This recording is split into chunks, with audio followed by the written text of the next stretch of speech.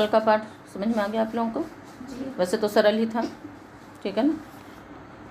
क्रियों हेतु ताच्छील्य अनुलोम यशु तक पढ़ा था आप लोगों ने। क्या उदाहरण है इसका? यशस्कारी या यशस्करी? प्रत्यय क्या हो रहा है? क्या प्रत्यय हो रहा है? ट, तभी तो ङीप हुआ ना, है ना। ये इन प्रत्ययों में जो बदला जा रहा है केवल ट अच इन सब में, तो ताकि स्त्रीलिंग में जहाँ ङीप इष्ट है वहाँ पर वो हो जाए। विदुषिका हैं? अच्छा। और इसी प्रकार से जैसे अच है तो जहाँ अच होगा वहाँ क्या होगा? टाप हो जाएगा। तो इन सब में ही परिवर्तन है थोड़ा थोड़ा। आगे चलते हैं। दिवा विभा निशा प्रभा भास्का रांता नंतादि बहु नांदी किम लिपि लिबि बलि भक्ति कर्त्री।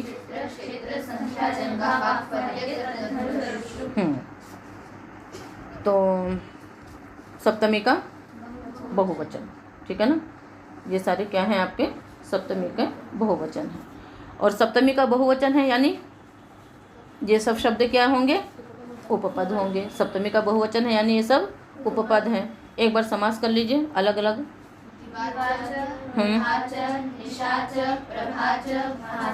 नहीं, भाश्च, और उसको षत्व कर लीजिए तो भाश्च हो जाएगा। भाश्च, कारश्च, अंतश्च, हाँ हाँ हाँ हाँ,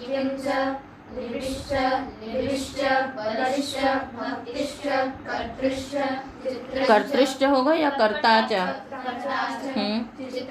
चित्रंच, क्षेत्रंच, बाहुश्च, अहरुश्च। एक मिनट, क्या है आपका? हाँ, तो उसको आप कैसे करेंगी? अहंच। क्या निकलेगा? अहंच, यच्च, तच्च, धनुश्च और अरुश्च। फिर से बोलिए एक बार। दिवाच, विभाच, निशाच, प्रभाच, भाश्च, कारश्च, अंतश्च, अनंतश्च, आदिश्च, बहुश्च, नांदीच, किंच, लिविश्च, लिविश्च, बलिश्च, भक्तिश्च, कर्ताच, चित्रंच, क्षेत्रंच, संख्याच, जंघाच, बाहुश्च, अहंच, वैसे अहश्च रूप तो अहनी अहानी चलता है ना, अहश्च भी बोल सकती हैं। अहश्च, इति, इति, इति कैसे रूप चलेंगे? अरुह, अरुषि, अरुंषि। तो इति अरुंषि, तेषु अरुहुषु। इतरेतर द्वंद्व समास हो गया। ऊपर से अनुवृत्ति है आपकी क्रिया की और टह की। क्रिया और टह, ठीक है। कर्मणि उपपद लगाएंगे ही लगाएंगे। अर्थ कर लिए। दिवा, फिर भास कहाँ हो गया? भास, कार, अंत, आदि, बहु, नांदी, किम, लिपि, लिबि, बलि, भक्ति, कर्ता, कर्त्री, चित्र, क्षेत्र, संख्या, जंघा, बाहु, अहन, तत्, धनु, अरुष। इत्येतेषु सुबंतेषु या कर्मसु, है ना। क्री धातु है तो सब कर्मसु ही हो जाएंगे। या तो इत्येतेषु सुबंतेषु अथवा कर्मसु उपपदेषु क्री धातु हो ट प्रत्ययो भवति, है ना। परश्च, ये शब्द उपपद में हो हैं तब ये सुबंत भी हो सकते हैं और कर्म। वैसे तो डुकरी करने धातु है तो सभी सकर्मक हैं ये सब। तो इन कर्मों के उपपद रहते क्री धातु से ट प्रत्यय होगा, ठीक है ना। अब आप यहाँ पर देखिए क्षेत्र, संख्या, जंघा, बाह्व, हर्य, है ना। तो कैसे निकला? बाहु और अहन, ठीक है ना। उसके बाद फिर क्या हो जाएगा?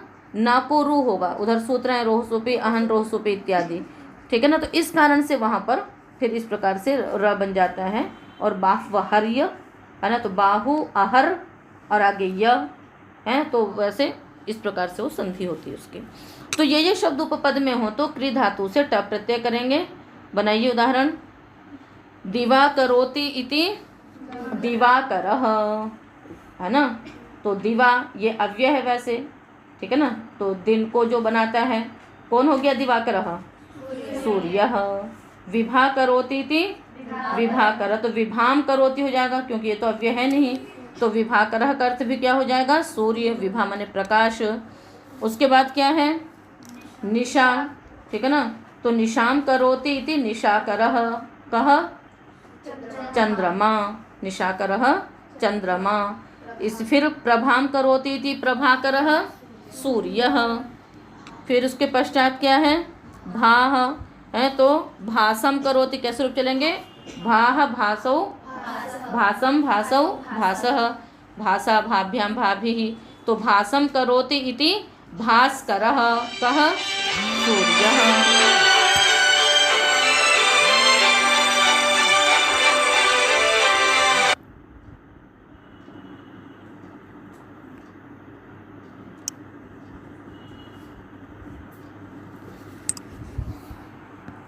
भास्करः कः?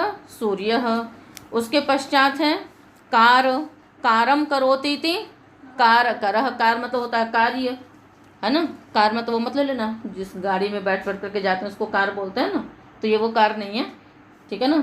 कार यहाँ पर क्या है? घय प्रत्यय करके भाव में, तो कार हुआ। करणम कारः यानी कार्य, और फिर कारम करोति इति कारकरः अर्थात काम करने वाला। अंतम करोति इति अंतकरः समाप्ति करने वाला, किसी भी कार्य को समाप्त करने वाला। अनंतकरः अनंत कार्य करने वाला। अनंतम करोति इति अनंतकरः। आदिम करोति इति यानी किसी कार्य का शुभारंभ करने वाला। बहु करोति इति बहुकरः बहुत करने वाला। नांदीम करोति इति नांदीकरः मंगलाचरण करने वाला, है ना। नांदी पाठ जो पहले नाटक इत्यादि जो होते हैं उनमें प्रारंभ में नांदी पाठ होता है, जिसको कि मंगलाचरण के रूप में कहते हैं। तो मंगलाचरण करने वाला। किम करोति इति किंकरः किम किम है, तो क्या मतलब अब क्या करें, अब क्या करें। जो मालिक होता है उसको पूछने की जरूरत नहीं होती है, पर उसको नौकर को पूछने की आवश्यकता होती है, इसलिए किंकरः किंकर शब्द इससे बनेगा, ठीक है। इसी प्रकार और आगे चलिए। लिपिम करोति इति लिपिकरः प्रतिलिपि करने वाला। लिपिम करोति इति लिपिकरः वो भी प्रतिलिपि करने वाला। बलिम करोति इति बलिकरः बलि देने वाला। भक्तिम करोति इति भक्तिकरः भक्ति करने वाला, ठीक है ना। फिर वही कर्तारम करोति इति कर्तृकरः कर्ता को बनाने वाला। चित्रम करोति इति चित्रकरः बनाओ, तुम लोग भी अपने आप बना सकते हो, चित्रकरः, है ना। क्षेत्रम करोति इति कौन? किसान, ठीक है ना। और संख्यावाची लेना है, संख्या शब्द नहीं लेना है। तो संख्यावाची शब्द उपपद में होंगे, तो एकम करोति इति एककरः, द्वौ करोति इति द्विकरः त्रिकरः ऐसे बन जाएंगे। उसके पश्चात जंघाम करोति इति जंघाकरः दौड़ने वाला, क्योंकि मतलब दौड़ने से ये चीज़ें मजबूत होती हैं, जंघा इत्यादि, इसलिए जंघाकरः मतलब दौड़ने वाला। बाहु करोति इति बाहुकरः पुरुषार्थी, मतलब बाहुओं से जो कार्य करने वाला है। और अहस्करः अहः करोति इति अहस्करः कः? सूर्यः, क्योंकि दिन सूर्य बनाता है। यत् करोति इति यत्करः जिसको करने वाला, तत्करः उसको करने वाला, है ना। जिस चीज़ को भी करने वाला, तो यत् तत्करः ऐसे प्रयोग बन जाते हैं। धनुष्करः धनु करोति इति जो धनुर्धारी हो गया उसको धनुष्करः बोल देंगे। और अरुष्करः अरु मतलब होता है घाव, चोट, तो अरु करोति इति अरुष्करः मतलब कोई भी ऐसी चीज़ जिससे कि घाव हो जाती हो तो उसको कहेंगे अरुष्करः। तो अरु मतलब क्या होता है? घाव होता है। तो अहस्करः में अहन शब्द है, ठीक है ना। तो अहन के नकार को रेफ हो जाएगा रोसुपी सूत्र से, असुप के परे रहते, और फिर उसको क्या हो जाएगा? विसर्जनीय, और फिर विसर्जनीय से सह से सकार होकर के अहस्करः बन जाएगा, ठीक है। तो हो जाएगा। और अरुष्करः में नित्यम समास से नूतर पदस्थस्य से मूर्धन्यादेश होकर के बन जाएगा अरुष्करः। तो ये सारे शब्द आपके इस प्रकार के हुए। कर्मणि भृतौ, कर्मणि सप्तमी का एक वचन, भृतौ सप्तमी का एक वचन।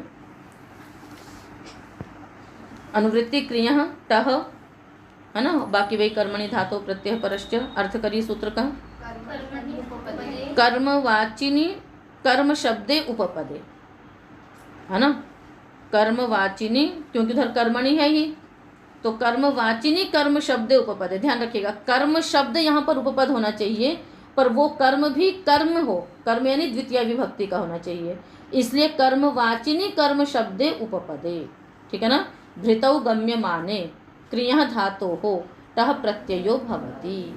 कर्मवाची कर्म शब्द उपपद हो और भृति अर्थात वेतन हम देते हो, इस अर्थ में ट प्रत्यय होगा क्रिय धातु से। उदाहरण बना लो, कर्म करः, कर्म करोति इति कर्म करः। तो यहाँ पर कर्म शब्द है किंतु वो कर्मवाची है। हम मतलब ये नहीं कि आपको वैसा कर्म लेना है, अभी तक तो आप कर्तृ से तो हम कर्म ले रहे थे, कोई भी कर्म यहाँ पर नहीं, वो कर्मवाची ही कर्म उपपद में होना चाहिए। तो और भृति देते हैं, वेतन देते हैं उसको, इसलिए उसमें ट प्रत्यय हो गया। तो कर्म करोति इति कर्म करः। चलिए आगे। न शब्द श्लोक कलह गाथा वैर चाटु सूत्र मंत्र पदेशु। हाँ, बहुवचन। ठीक, समास करिए।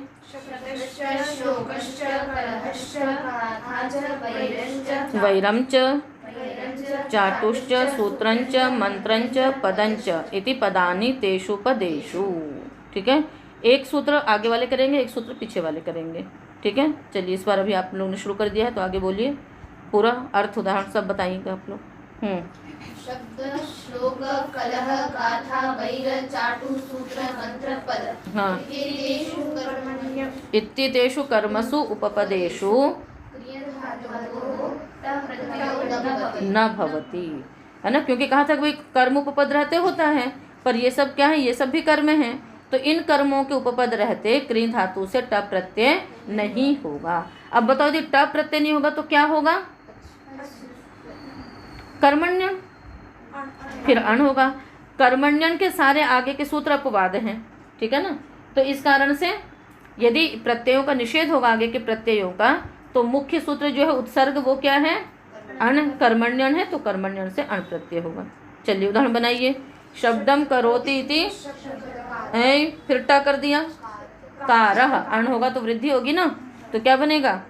शब्दकारः। श्लोकम करोति इति, कलहम करोति, गाथाकारः, वैरकारः, चाटुकारः, सूत्रकारः, मंत्रकारः, पदकारः।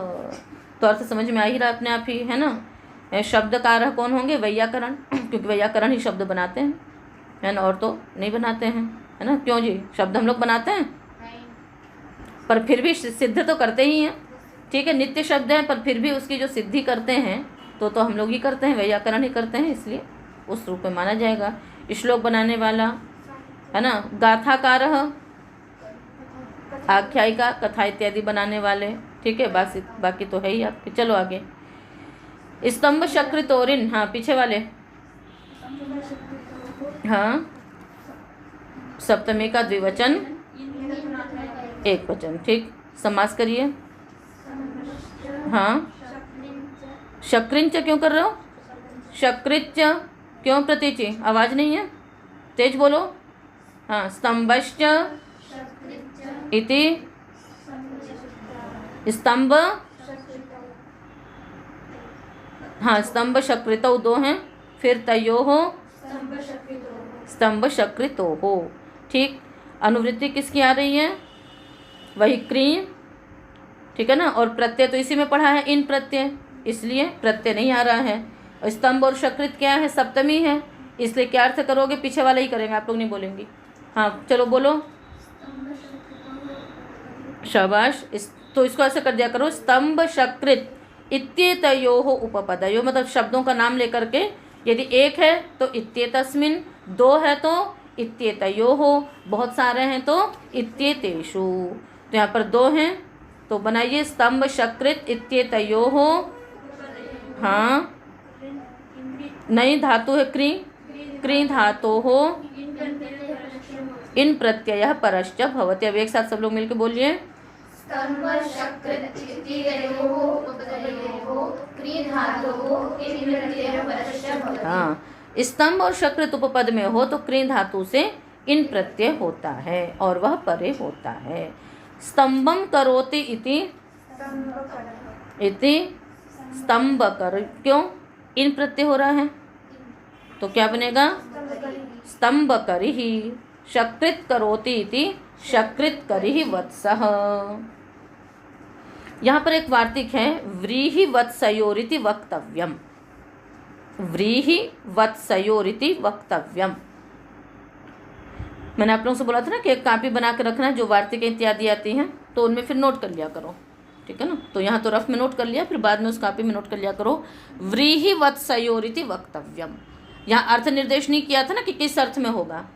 तो स्तंभ माने होता है घास, और शकृत मतलब विष्ठा, शौच, जानते ही हैं।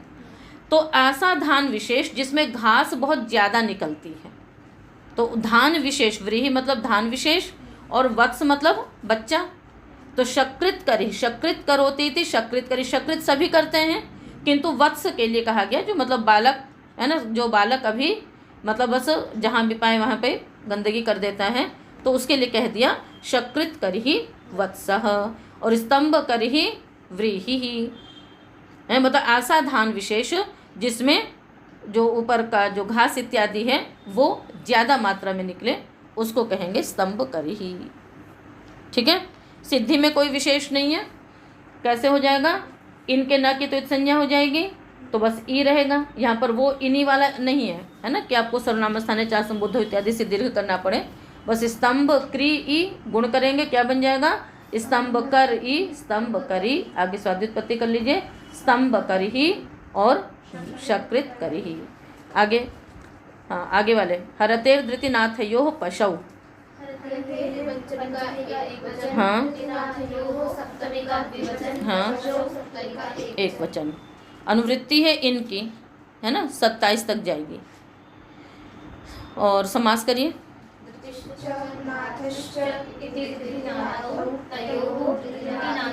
ठीक, अर्थ कर दीजिए।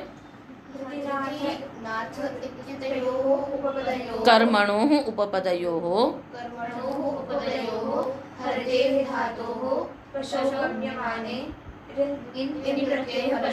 हाँ, है ना, पशु गम्य, पशु अभिधेय कर दीजिए, मतलब पशु कहा जा रहा हो, पशु करता हो तो, है ना, क्या होता है? धृति और नाथ उपपद में हो और हृ धातु से इन प्रत्यय होगा।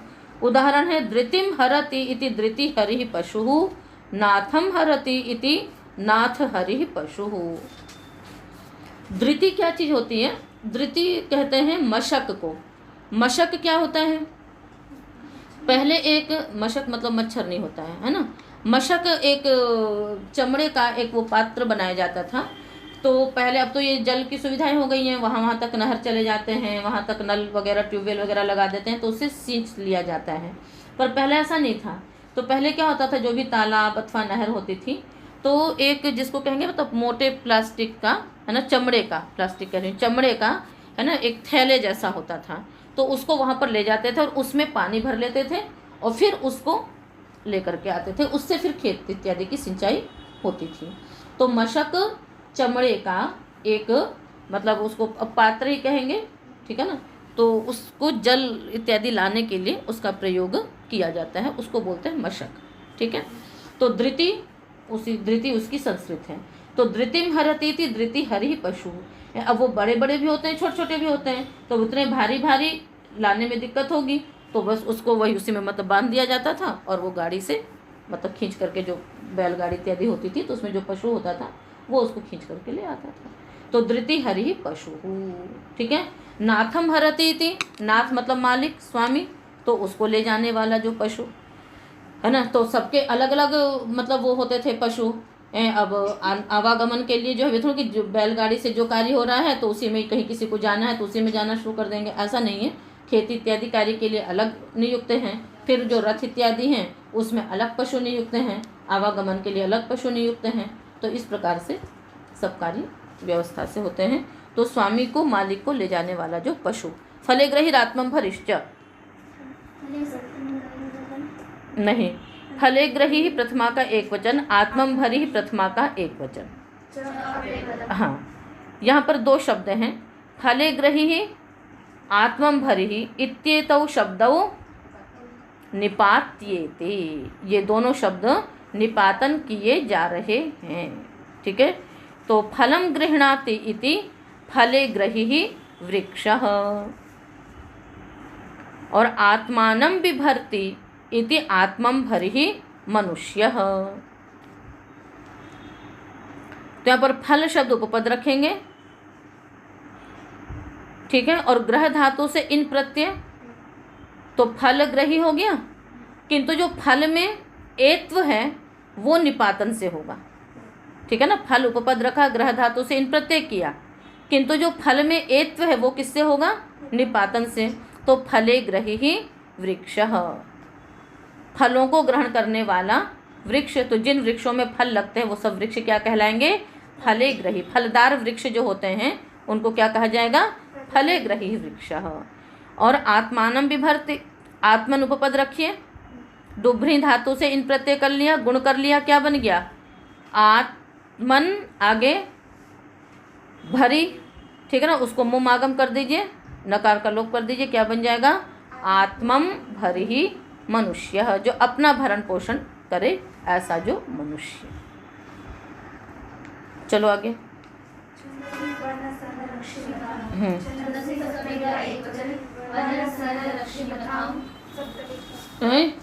षष्ठी का बहुवचन, ठीक। समास करिए। वनश्च सनश्च मत्श्च इति वनसन रक्षि मथः तेषां वनसन रक्षि मथाम, ठीक है। अर्थ बोलिए। वन में धातु वनशन संभक्तौ, ठीक। और मथ विलोडने और रक्ष पालने, इत्ये तेभ्यः, हाँ कर्मणि कहाँ गया, कर्मण्युपपदे इत्येतेभ्यः धातुभ्यः। छंदसी विषय बाद में लगाना, पहले सबसे पहले आप उपपद लगाइए, उसके बाद फिर धातु लीजिए, फिर प्रत्यय लीजिए, है ना। अर्थ करने की एक प्रक्रिया सेट करिए। सबसे पहले क्या लगाएंगे, उपपद, उसके बाद फिर धातु, कोई अर्थ विशेष होगा तो वो अर्थ विशेष, है ना, और प्रत्यय। तो अब लगाइए अर्थ। कर्मण्युपपदे, हाँ धातुभ्यः च भवति छंदसी विषये, ठीक है। कर्म उपपद में हो तो वन षण रक्ष मथ इन धातुओं से इन प्रत्यय होगा वेद विषय में, लोक में नहीं होगा। कहाँ होगा, वेद विषय में होगा। तो उदाहरण बनाएंगे हम लोग। ब्रह्मवनिम त्वा क्षत्रवनिम, मंत्र आया है, ब्रह्मवनित्वा क्षत्रवनि सजात वन्युपदधामि भ्रातृव्यस्य वधाय।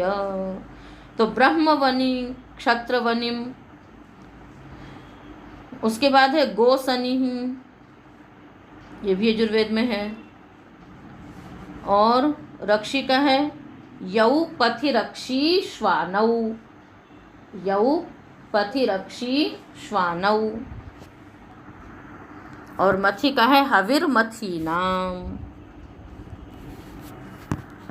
हविर मथीना। तो सिद्धियों में तो कुछ विशेष नहीं है ना। ब्राह्मण उपपद में रखेंगे, ब्राह्मण अम आगे वन धातु से नहीं प्रत्यय करेंगे, समास इत्यादि करके नलोप प्रातिपदिकांत से नकार का लोप कर दीजिए, ब्रह्मवनी। और कर्म में बना लीजिए ब्रह्मवनिम क्षत्रवनिम, ठीक है ना। और इसी प्रकार से गोसनि, ठीक है ना, यहाँ पर भी गो शब्द रख करके कर लेंगे। और पथि रक्षी, पथिन उपपद में रख करके रक्ष धातु से इन प्रत्यय कर लीजिए, पथि रक्षी। हविर मथी नाम, मथ धातु से इन प्रत्यय करके मथी, और उसके बाद फिर षष्ठी के बहुवचन में बन गया मथी नाम। तो इन सबके पते दिए हुए हैं, है ना, उनको निकाल करके देखिएगा, ठीक है। आगे चलिए। एजे खश, सप्तमी कहाँ से आ गया, हाँ एक वचन। कर्मणि की अनुवृत्ति है, अर्थ करो पीछे वाले। हाँ एजरी धातु का क्या अर्थ है, एजरी कंपनी। धातु पाठ की आवृत्ति प्रारंभ करिए, मैं कुछ दिन पाठ बंद कर दूंगी नहीं तो एजरी कंपनी इत्य तस्मात् न्यंतात् धातु।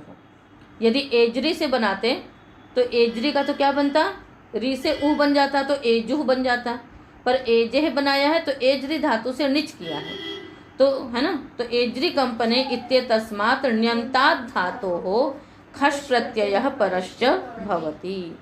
कर्म उपपद में हो तो एजरी निजंत धातु से खश प्रत्यय होता है। उदाहरण बनाएंगे। अंगम एजयति इति अंगमेजयः, जनान एजयति इति जनमेजयः, वृक्षम एजयति इति वृक्षमेजयः। ठीक है। तो अंगान एजयति, एजयति मतलब कंपा देने वाला, ठीक है ना, अंगों को कंपा देने वाला, लोगों को कंपा देने वाला, वृक्षों को कंपा देने वाला, ठीक है ना। तो ये तो इसका अर्थ हुआ, किंतु इसकी सिद्धि कैसे करोगे, है ना। तो स्थिति रखेंगे, एज धातु से निच कर लीजिए, वो तो एजी धातु बन गई। इधर अंगम एजयति और बहुवचन है तो अंगान एजयति, तो अंग आगे शस रख लेंगे, अंग शस एजी और आगे एजे खश से खश प्रत्यय कर लिया। तो क्या स्थिति हुई, अंग शस एजी खश, उपपदमतिंग से समास करेंगे और उसके पश्चात कृतधित समासाष्ट से प्रातिपदिक संज्ञा सुपो धातु प्रातिपदिकयों से अंतर्वर्तनी विभक्तियों का लुक कर लीजिए। क्या स्थिति रह गई, अंग एजी खश का बच गया आश, ठीक है। उसके बाद यहाँ पर क्योंकि खश है तो शीत है, शीत है तो शीत है प्रत्यय तो सार्वधातुक संज्ञा होगी, किससे, तिंशित सार्वधातुकम। और जब सार्वधातुक संज्ञा होगी तो कर्तरी शब्द से शप भी आएगा, क्योंकि कर्ता में तो प्रत्यय हो रहे हैं सारे, कृत संज्ञक प्रत्यय, तो शप भी आएगा। अब क्या स्थिति बन गई, अंग एजी शप अ, अंग एजी शप अ, शप का क्या बचा अ, उसके बाद आपने सार्वधातुक अर्धातुक कैसे गुण भी कर लिया, आयादेश कर लिया, क्या बन गया, अंग एजय आगे अ, ठीक है। फिर उसको आपने अतोगुणे से पररूप कर लेंगे, उसको क्या कर लेंगे, अतोगुणे से पररूप कर लेंगे, क्या बच जाएगा, अंग एज। अच्छा अभी पररूप मत करिए, अभी एजय ही रहने दीजिए, ठीक है, पररूप सब संत में करेंगे। यहाँ हम एक सूत्र लगाएंगे और वो सूत्र है आपका कौन सा, अरुर द्विषद जंतस्य मुम, निकाल लीजिए। कभी भी कोई खित प्रत्यय होगा तो उसमें मुम आगम होता है, आया पहले, हाँ प्रियम वधा पढ़ा था आप लोगों ने, ठीक है। तो अरुर द्विषद जंतस्य मुम, अरुस द्विषद और अजंत जो अनव्यय, अव्यय नहीं होना चाहिए, है ना, तो अनव्ययस्य अजंतस्य मुम आगमो भवति खिदन्ते उत्तर पदे।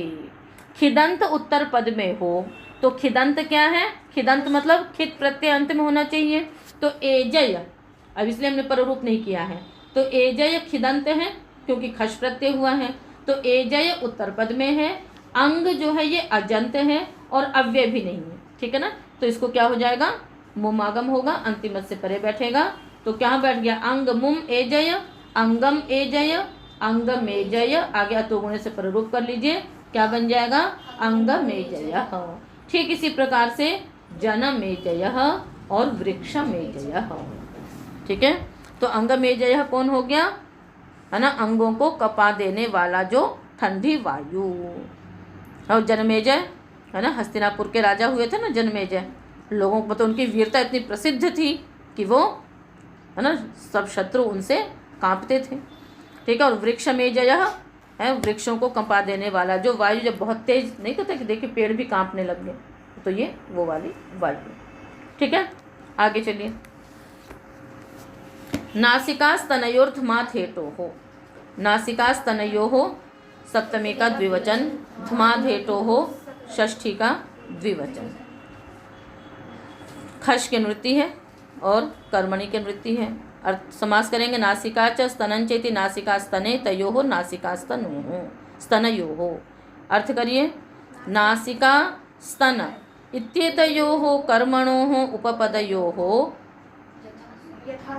हाँ थोड़ी आवाज़ तेज करके बोलो सब, बस एक दो लोग क्यों बोल रहे हो, सब लोग बोलो, हाँ। यथा संख्यम, यहाँ पर यथा संख्य नहीं लगाएंगे, ठीक है, बस दोनों से दोनों होगा। तो नासिका स्तन इत्येतयोः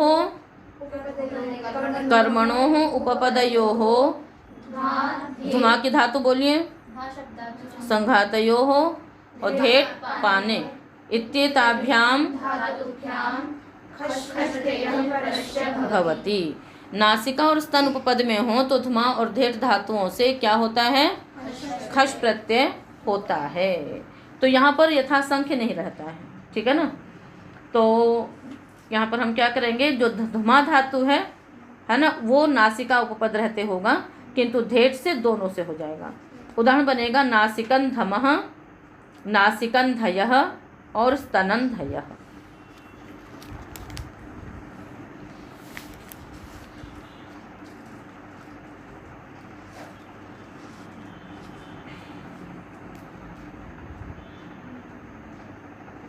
ठीक है, तो खश प्रत्यय हो रहा है। कैसे सिद्धि करोगे? देखो, नासिका उपपद में रखिए पहले, उसके बाद नासिका अम धुमा आगे खश, फिर उपपद मतिंग से समास इत्यादि कर लीजिए, अंतर्वर्तनी विभक्ति का लोग कर लीजिए।